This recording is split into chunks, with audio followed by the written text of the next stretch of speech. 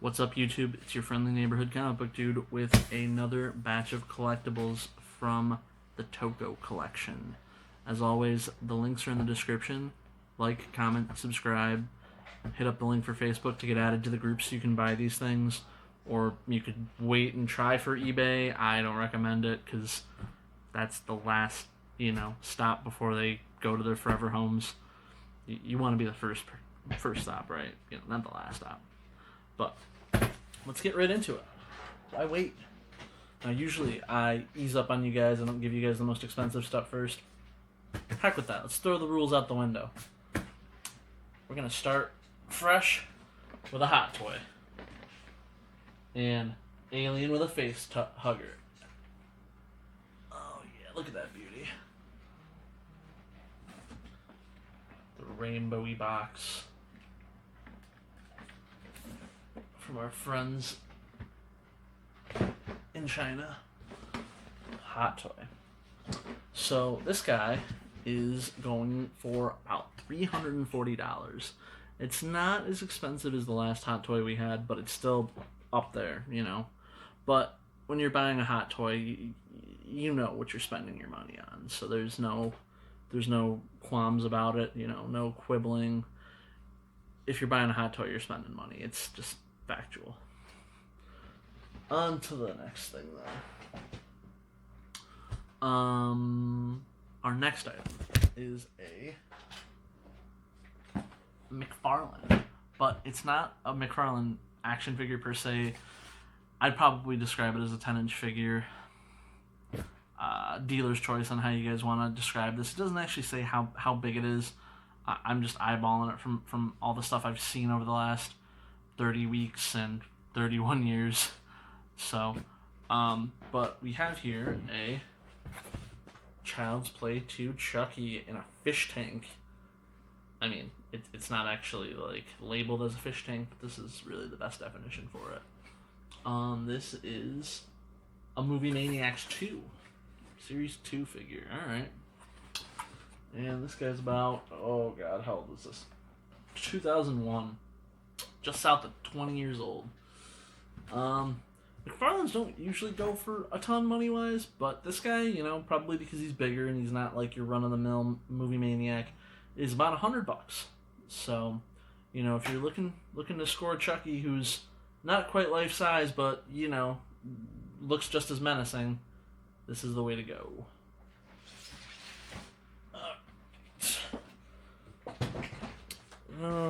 Next, I think this is going to win our award for Vintage Piece of the Week. This is a Freddy Krueger. I don't know how best to describe him. He's a talking Freddy. And he looks like he should be a Kenner.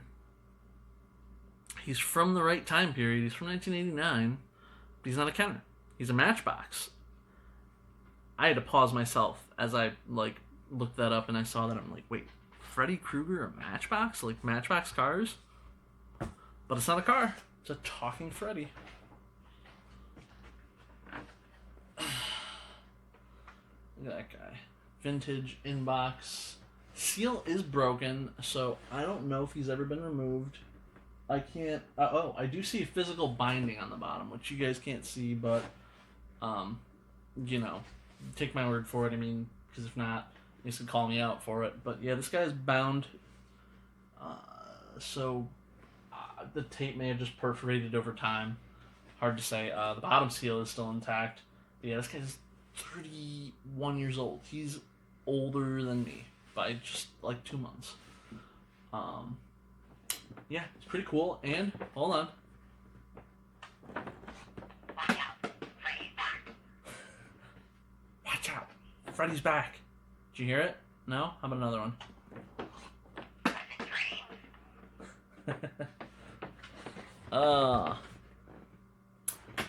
I have no idea what something like this went for at the time. I have no concept for it, what kind of royalties they were paying back then. High end, I'd say 40. Now, it's about 100. I mean, it's a respectable amount for a vintage 31-year-old toy. I think it's pretty fair price. So, moving on from the Fredster, who else we got? Here's another, maybe, well, not maybe, but last item of something that I could visibly see, kind of like with our Hot Toy Alien. I think that's the last one. I'm going to put an asterisk on that. I'm going to put an asterisk on this next item because it's just what I can visibly see where I've been getting these things from. There are storage, there's things boxed and sealed, so you never know. But, this, for all intents and purposes, also the first in an unintentional theme of things I took this week, is a final chapter Sideshow cloth Jason. It's a 12-incher from 06. It's a little bit of a later year compared to some of these. But this guy, he's a little bit pricier than some of them too. I don't know if this one was just harder to come by, or if by the time we got to final chapter, everybody's like, I got the last 6 Freddys. I don't need this one. So he is averaging $235. That's a lot. I mean, like, compared to some of these guys, like I've sold some for like $100. That's probably as much or a little less than what Pamela Voorhees Sideshow sold for when I had that. So if you're a Jason person, this is a for you piece. Oh, let's see what's next. All right, the last thing in the horror items. I've kind of tried to streamline this a little bit as I like price up things. I'm starting to organize them in like brackets of like what they are, so it doesn't look as haphazard, and the people that are looking for specific things can just look right through them and not have to dig through my minutia. 31 weeks later, I like to think that I've learned something. So, last horror item I'm going to show you guys today. And again, doesn't mean that there's only, 5 or 6 horror things. It just means that, a couple weeks ago I told you guys we were streamlining a little bit, kind of just trying to showcase the big stuff. And there'll still be plenty of pictures and prices on the smaller items, which will go up in the posts after this video. So, but last big horror guy, where are we? Oh, there you are. I put you under things because I was dumb. This may not be considered horror per se. I tend to think that the early film at least had some element of horror. Maybe not the newer ones. It's more sci-fi action in the same way that like a lot of the Resident Evil movies were like the first one was kind of horror, kind of like the early games, and they got more and more actiony. But got ourselves a Terminator, a T-800, I believe. That does not say. It's a Terminator 2 endoskeleton, though. It's an 18-incher, and it does have light-up eyes. They're the kind that you have to put the batteries in for, though. It's not like a Try-Me that I can show you. So, but I would imagine that it would look like that.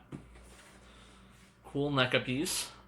This guy's going for just north of 100. About 120 is the average on him. Which seems fair for an 18-inch. I'm actually kind of happy at the box more than anything, because a lot of the 18-inchers I come across, including other things you'll see in this video today, just have very large, cumbersome boxes, and it's, as a shipper now too, I'm not a fan. Just not. But yeah, about $120 is what this guy's gonna get you. So, the next category that we broke this down into, I'm calling miscellaneous. It's just a lot of Frank's items fall into sort of 2 categories. They're either like horror or comic superhero. And I mean, there are other things, and that's sort of where I'm throwing the miscellaneous. I would imagine if I had a lot of any one particular miscellaneous item, we could maybe make another category, but I'll make that week to week. So, first miscellaneous item is a Disney bust. For any of you fans of red-headed Disney characters, no, it's not Jessica Rabbit. We've had a couple of her already. It's from the Walt Disney Showcase Collection, as presented by Grand Gesture Studios. We have ourselves a Merida. Now, that's probably coming across super grainy and, like, not good, so she's already opened.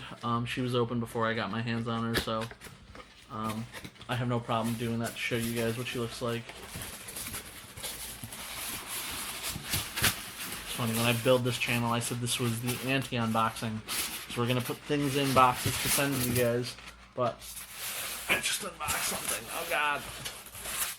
There we go. Wow, this is an awesome looking piece.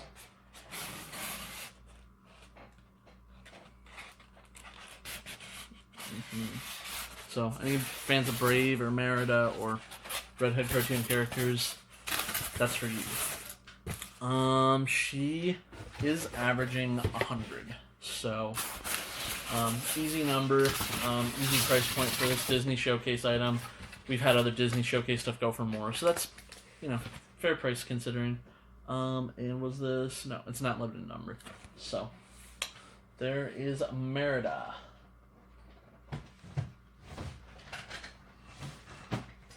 Let's see here. Next. The only other thing I lumped into our miscellaneous for this week. I'm thinking long and hard about this now. I don't think I've showcased any Funko Pops yet. Like, I could be wrong. I'm digging in my memory here and I don't feel anything. So, you know, Funko Pops, for anybody who aren't familiar, the Cliff Notes version is the 2010s era Beanie Babies. They're tiny, sometimes bobbleheads, but usually just tiny figures that represent different characters from all across pop culture, whoever they can get their hands on the license for. And, you know, the older they are, the more expensive they are, unless they're still being made. But the thing that usually drives up the price on Pops are variants or vaulting. So, you know, when a Pop is vaulted, it's essentially like a Disney movie. You know, they put it in the vault, you can't get your hands on it anymore. The difference, I believe, is with some rare exceptions, Pops don't become unvaulted. Unlike the Disney movies, which do, you know, when it suits them to, you know, make Diamond Edition, Platinum Edition, whatever, get another copy of the same movie in your hands 10 times. So because of that, the Pops that either like are never remade in that exact form or just are variants or hard to come by, tend to be worth more. And so I came across a Pop in the collection. He wasn't a big Pop guy. I think he got it for the fact that it was a Star Wars character. We've got ourselves a Queen Amidala. Queen Amidala. She is circa July 2013, so she's about 7 years old, which in Pop time is like dog years, so that's might as well be 50 years ago. So Pop price guide, which is about the standard price for Pops, is got this for about $220. I don't know if you can tell if you're an enthusiast or anything. I have it in a Pop protector too, just to avoid further damage.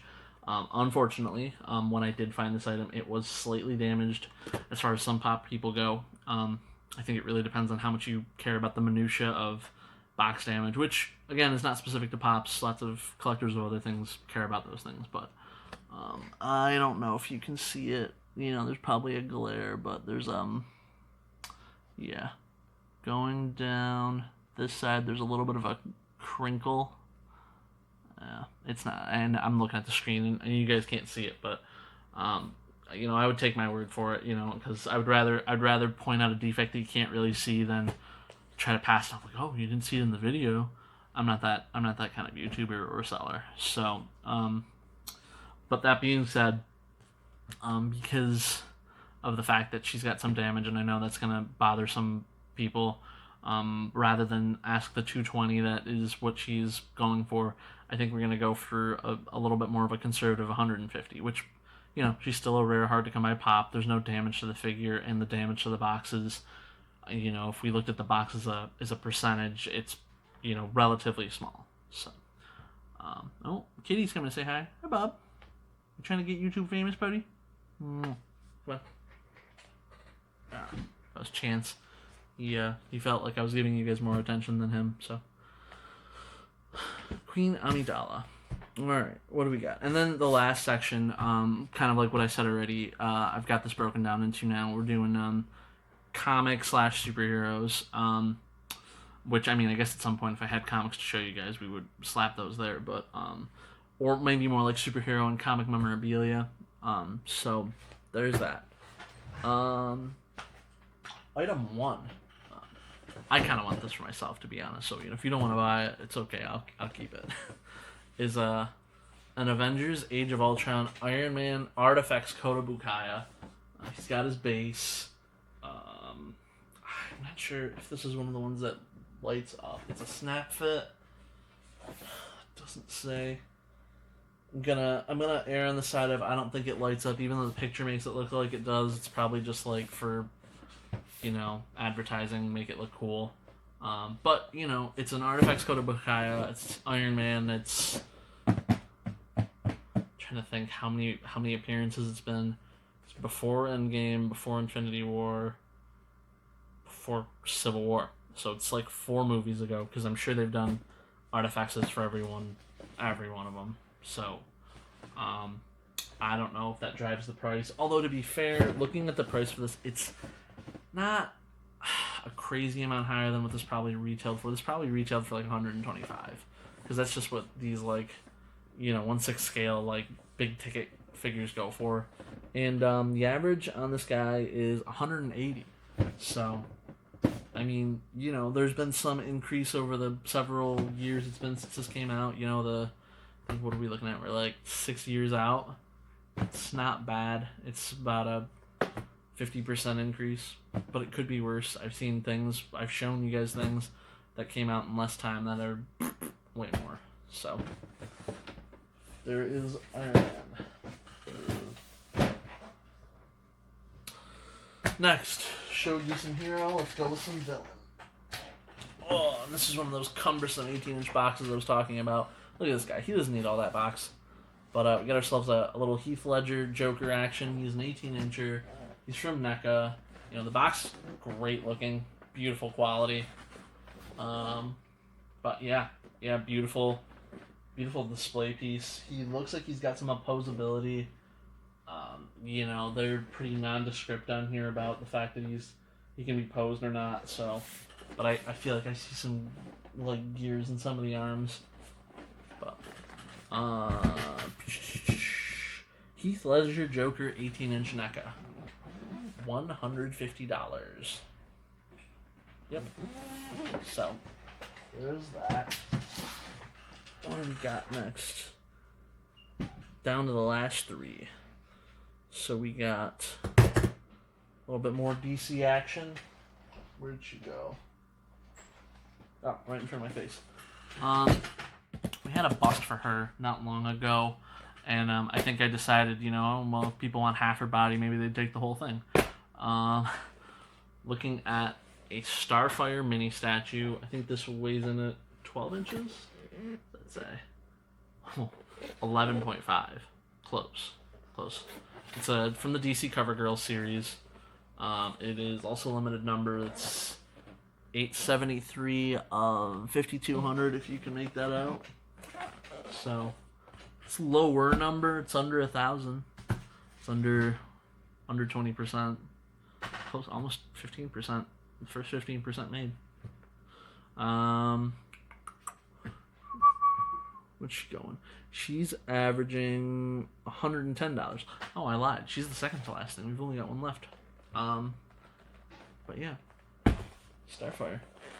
And then we'll keep it on theme with one more DC character. This was actually kind of interesting to find. I didn't think this company, so far we've found them make lots of weird I don't know what you want to call it, artistic pieces, but that weren't really based on anything or were based on obscure things. But I found a Yamato USA Wonder Woman. I don't know how well you can see her in the box, but the side images should do her a lot more justice. She looks great. This is from their Fantasy Figure Gallery Series collection. It looks like they've also got a Harley and a Batman, so that'd be kind of cool to find. But she's going to round us out here at $160. 160. It's pretty good. That's actually that's almost on rate for some of the other Yamato USA figures we had too. Now that I think about it, so it's pretty good. But that's the big ticket stuff I got for you guys this week. So as always, if you want to see more, you know where to go. I've been your host, the Friendly Neighborhood Comic Dude. I'll catch you guys next time.